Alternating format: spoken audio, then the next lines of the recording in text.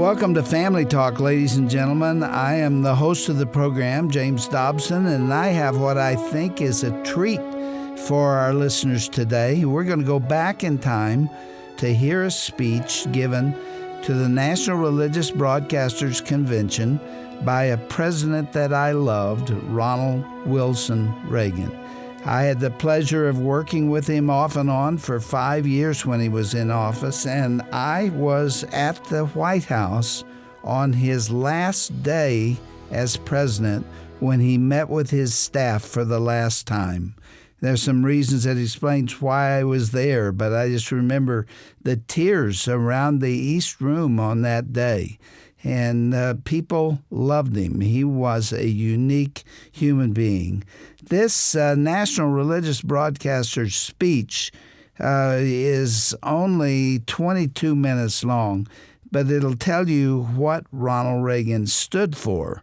He made references to God and the Bible and abortion and other things that matter to conservative Christians throughout this brief speech.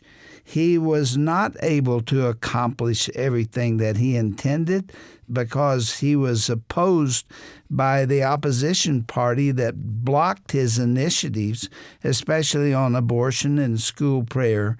But you will see where his heart was, and there's not much doubt about that. With that, here is the 40th President of the United States speaking at the National Religious Broadcasters. That's January 31st, 1983. And the audience response speaks for itself. The President of the United States.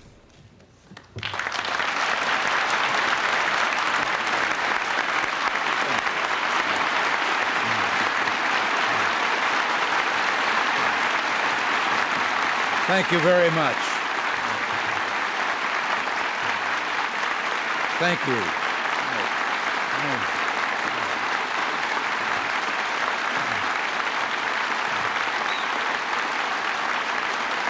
Thank you very much. Please, you did that. Thank you.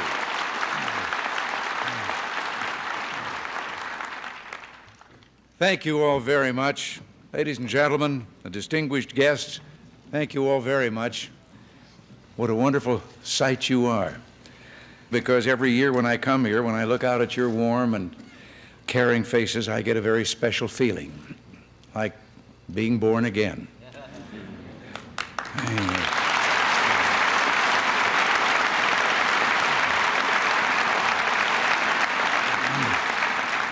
There's something else I've been noticing. In a time when recession has gripped our land, your industry, religious broadcasting, has enjoyed phenomenal growth. Now, there may be some who are frightened by your success, and I'm not one of them. As far as I'm concerned,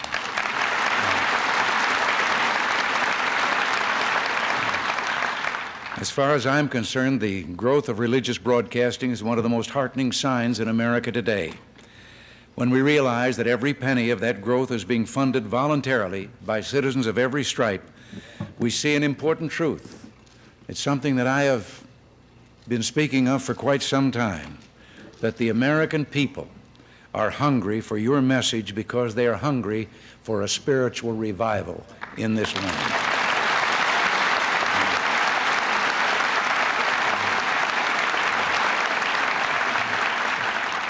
When Americans reach out for values of faith, family, and caring for the needy, they're saying, we want the Word of God. We want to face the future with the Bible. Facing the future with the Bible, that's a perfect theme for your convention. You might be happy to hear that I have some good news of my own. Thursday morning at the National Prayer Breakfast, I will sign a proclamation making 1983 the year of the Bible.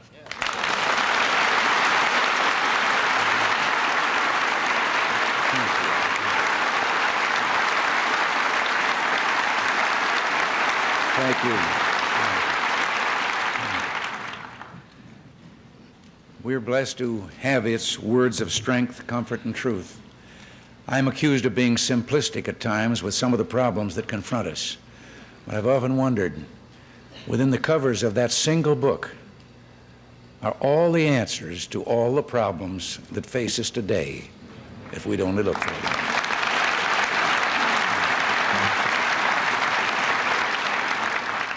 The grass withereth, the flower fadeth, but the word of our God shall stand forever. I hope Americans will read and study the Bible in 1983. It's my firm belief that the enduring values, as I say, presented in its pages have a great meaning for each of us and for our nation. The Bible can touch our hearts, order our minds, refresh our souls. Now, I realize it's fashionable in some circles to believe that no one in government should encourage others to read the Bible. That we're told that we'll violate the constitutional separation of church and state established by the Founding Fathers in the First Amendment. Well, it might interest those critics to know that none other than the father of our country, George Washington, kissed the Bible at his inauguration. And he also said words to the effect that there could be no real morality in a society without religion. John Adams called it the best book in the world. And Ben Franklin said, "The longer I live, the more convincing proofs I see of this truth, that God governs in the affairs of men. Without his concurring aid, we shall succeed in this political building no better than the builders of Babel. We shall be divided by our little partial local interests. Our projects will be confounded, and we ourselves shall become a reproach, a byword down to future ages." So when I hear the First Amendment used as a reason to keep the traditional moral values away from policymaking, I'm shocked. The First Amendment was not written to protect people and their laws from religious values. It was written to protect those values from government tyranny.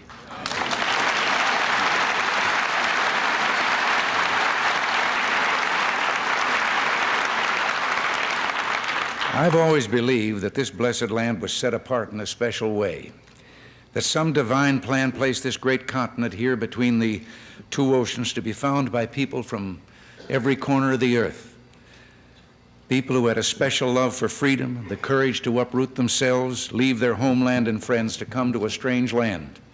And when coming here, they created something new in all the history of mankind.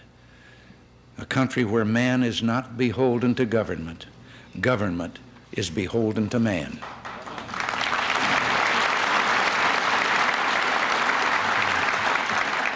Now, I happen to believe that one way to promote, indeed to preserve, those traditional values we share is by permitting our children to begin their days the same way the members of the United States Congress do, with prayer.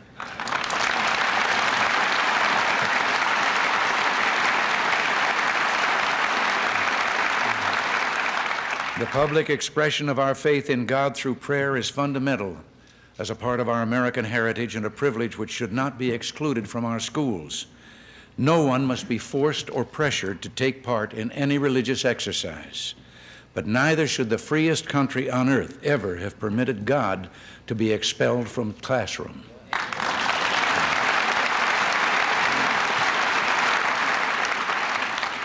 When the Supreme Court ruled that school prayer was unconstitutional almost 21 years ago, I believe it ruled wrong. And when a lower court recently stopped Lubbock, Texas high school students from even holding voluntary prayer meetings on the campus before or after class, it ruled wrong too.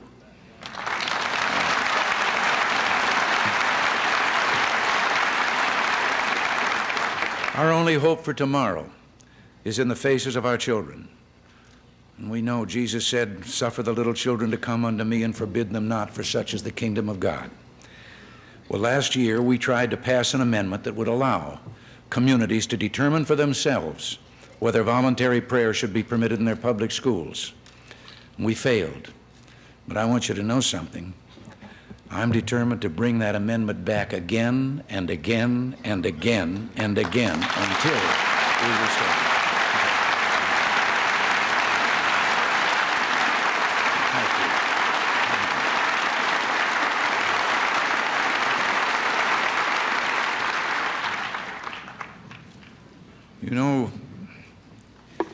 we were frustrated on two other fronts last year. There are 5 million American children attending private schools today because of emphasis on religious values and educational standards. Their families, most of whom are less than $25,000 a year, pay private tuition, and they also pay their full share of taxes to fund the public schools. We think they're entitled to relief. So I want you to know that shortly we'll be sending legislation back up to the Hill, and we will begin the struggle all over again to secure tuition tax credits for deserving families.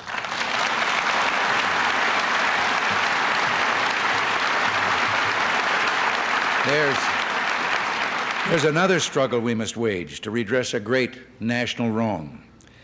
We must go forward with unity of purpose and will, and let us come together, Christians and Jews.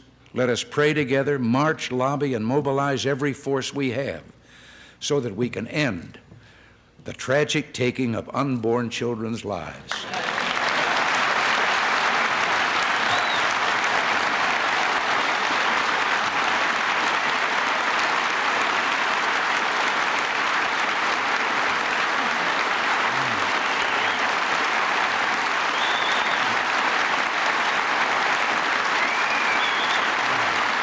Thank you.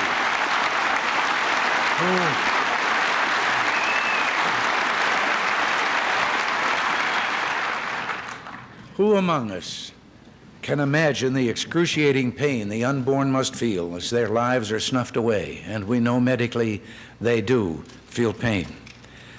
I'm glad that a Respect Human Life bill has already been introduced in Congress by Representative Henry Hyde.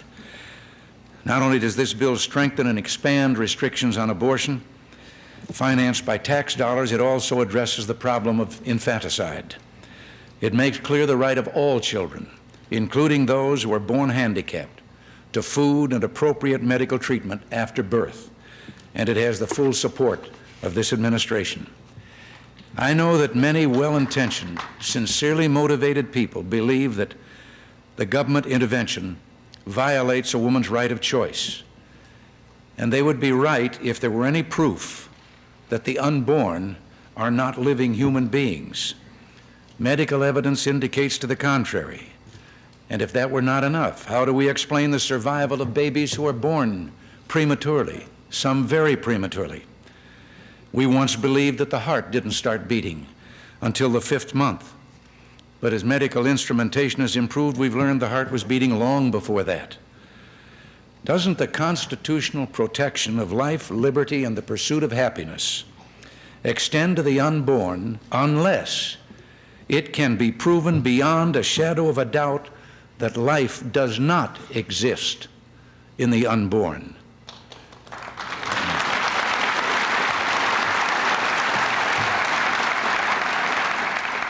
And I believe the burden of proof is on those who would make that point. I read in the Washington Post about a young woman named Victoria. She's with child, and she said, in this society, we save whales, we save timber wolves and bald eagles and Coke bottles, yet everyone wanted me to throw away my baby. Well, Victoria's story has a happy ending. Her baby will be born. Victoria has received assistance from a Christian couple and from Save a Life, a new Dallas group run by Jim McKee, a concerned citizen who thinks it's important to provide constructive alternatives to abortion. There's hope for America. She remains powerful and a powerful force for good. And it's thanks to the conviction and commitment of people like those who are helping Victoria. They're living the meaning of the 2 great commandments. Thou shalt love the Lord thy God with all thy heart, and with all thy soul, and with all thy might, and thou shalt love thy neighbor as thyself. Each year, government bureaucracies spend bills for problems related to drugs and alcoholism and disease.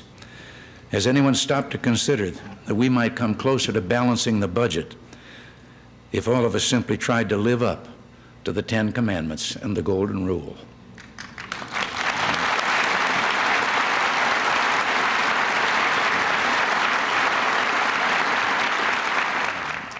America's heart is strong, and its heart is good.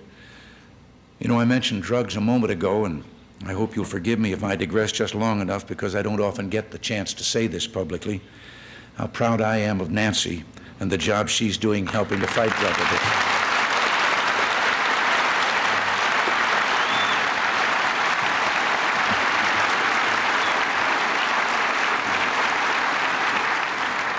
I do that every day for her. I know that each of you is contributing in your own way to rebuilding America, and I thank you. As broadcasters, you have unique opportunities, and all of us, as Protestants, Catholics, and Jews, have a special responsibility to remember our fellow believers who are being persecuted in other lands. We're all children of Abraham. We're children of the same God. You might be interested to know about a few of the changes that we're making at the Voice of America. Our transmissions of Christian and Jewish broadcasts are being expanded and improved. This year, for the first time in history, the Voice of America broadcast a religious service worldwide, Christmas Eve, at the National Presbyterian Church in Washington, D.C. Now, these broadcasts are not popular with governments of totalitarian powers, but make no mistake, we have a duty to broadcast. Alexander Herzen, the Russian writer, warned, "To shrink from saying a word in defense of the oppressed is as bad as any crime." Well, I pledge to you that America will stand up, speak out, and defend the values we share. To those who would crush religious freedom, our message is plain. You may jail your believers, you may close their churches, confiscate their Bibles, and harass their rabbis and priests, but you will never destroy the love of God and freedom that burns in their hearts. They will triumph over you.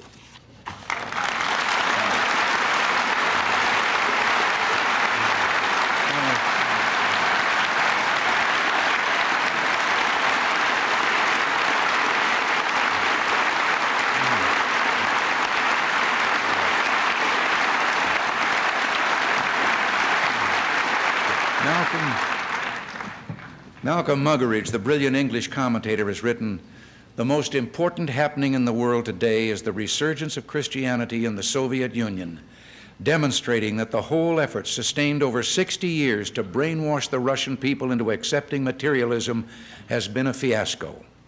Think of it, the most awesome military machine in history, but it is no match for that one single man, hero, strong yet tender, Prince of Peace. His name alone, Jesus, can lift our hearts, soothe our sorrows, heal our wounds, and drive away our fears.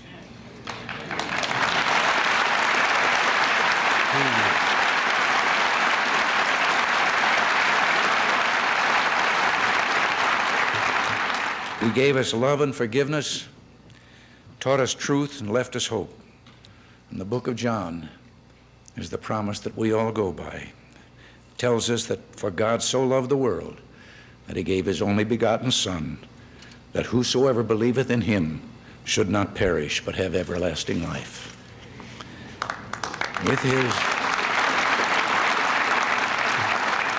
With his message and with your conviction and commitment, we can still move mountains. We can work to reach our dreams and to make America a shining city on a hill. Before I say goodbye, I wanted to leave with you these words from an old Netherlands folk song because they made me think of our meeting here today. We gather together to ask the Lord's blessing. We all do extol thee, thou leader triumphant, and pray that thou, still our defender, wilt be. Let thy congregation escape tribulation, thy name be ever praised. O Lord, make us free. To which I would only add a line from another song. America, America, God shed his grace on thee. Thank you again. Bless you to everybody.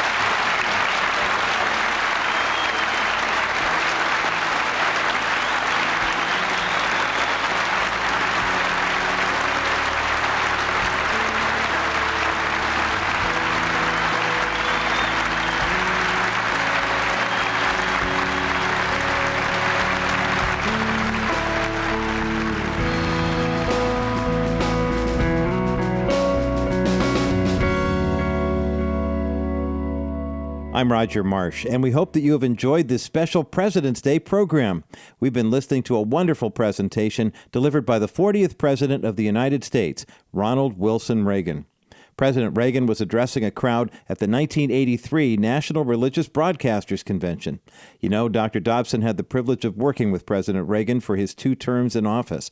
Dr. Dobson was told by more than one person who was close to the president that President Reagan kept a Bible on his nightstand and read it regularly.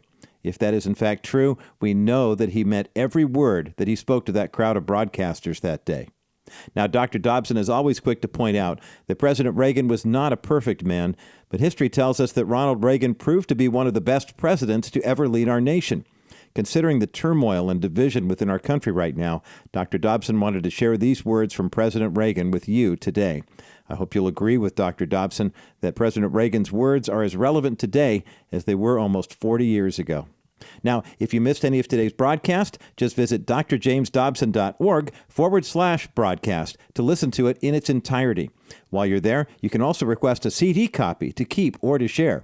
That web address, once again, is drjamesdobson.org/broadcast. Or you can always give us a call at 877-732-6825. In fact, if you are in need of some prayer or encouragement, please give us a call today. These past few years have been hard on everyone, and our team is available 24/7 to pray with you, to suggest resources, or to just lend a listening ear. That number, once again, is 877-732-6825. If you've been encouraged by the ministry of the Dr. James Dobson Family Institute, or maybe you are just now discovering the Family Talk program, will you prayerfully consider supporting us financially? We are completely listener-supported, and your gift of any amount will be greatly appreciated right now. In addition, all donations to the Dr. James Dobson Family Institute are tax-deductible. If you're able to partner with us in this way, visit drjamesdobson.org or give us a call at 877-732-6825 to find out how easy it is to partner with us today. Well, it is February, and this month, the Dr. James Dobson Family Institute is offering a special resource for all the moms and dads who listen to our program. I know firsthand that being a parent can be tough. You ever have days when you wish you could just sit down with a parenting expert, somebody who really understands what you're going through and knows just what advice and counsel to give? Well, good news. The parenting wisdom that you need is here in one complete volume. It's Dr. James Dobson's Parenting Collection. In this one-volume set, you'll find 3 of Dr. Dobson's best-selling books, including The New Dare to Discipline, The New Strong-Willed Child, and Parenting Isn't for Cowards. Each of these works contains the straightforward, practical, biblical truths that you need to bring up the next generation of Christ followers. And Dr. James Dobson's Parenting Collection is yours as our way of thanking you for your gift of any amount in support of the Dr. James Dobson Family Institute. So to request your copy today, visit drjamesdobson.org/parenting collection. That's drjamesdobson.org/parenting collection. Or give us a call at 877-732-6825. Thanks again for listening to Family Talk. From all of us here at the Dr. James Dobson Family Institute, God's blessings to you and your family.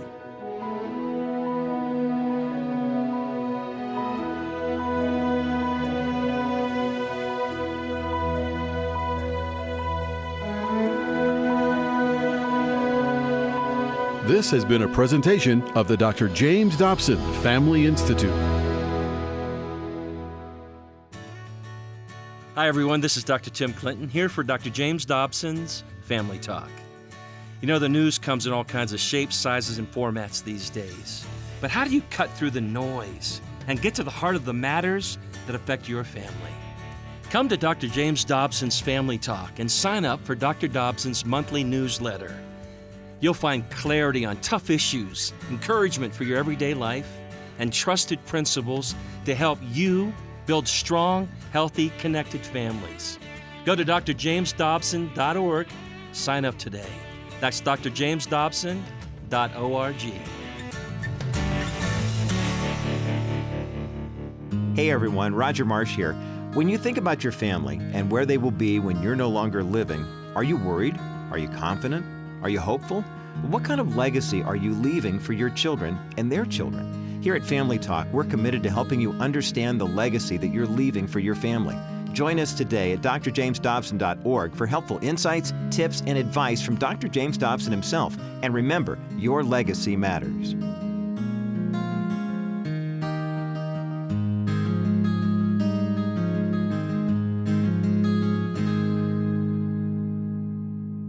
Hi everyone, Dr. Tim Clinton here for Family Talk. Are you on the go without much time to log in to all your social media pages? Twitter's a great way for staying informed on the things that matter most to you with just a quick look on your phone.